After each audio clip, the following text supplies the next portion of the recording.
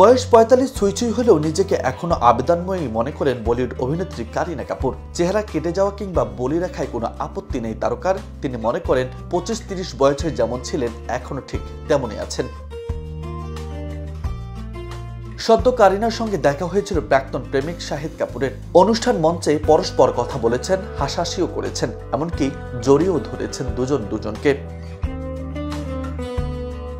২০০৭ সালে জাভ you met ছবির পর তাদের সম্পর্কের বিচ্ছেদ ঘটেছিল।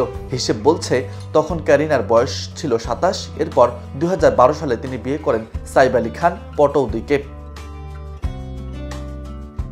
সম্প্রতি হলিউড অভিনেত্রী জিলিয়ন অ্যান্ডারসনের সঙ্গে একান্ত কথোপকথনে কারিনা বলেন, ২০ দশকে আমি যেমন ছিলাম এখন তার চেয়ে বেশি সুখী।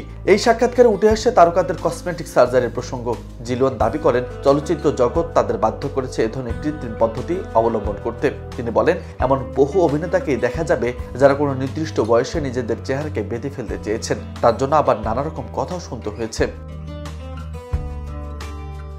এ বিষয়ে কারিনা বলেন, আমার মনে হয় এটা ব্যক্তিগত পছন্দের বিষয়। আমি তো এই বলিরেখাগুলো দেখতে ভালোবাসি। আমার মনে হয় এতে আমাকে আরো আবেদনময় দেখতে লাগে, যে কারণে ৪০ এসেও নিজেকে আরো সুখী মনে হয়। কারিনা যোগ করে বলেন, অন্তত ২০-৩০ বছরে যেমন ছিলাম তার চেয়ে বেশি। এই স্বাভাবিক প্রক্রিয়াকে মেনে নিতে চাই।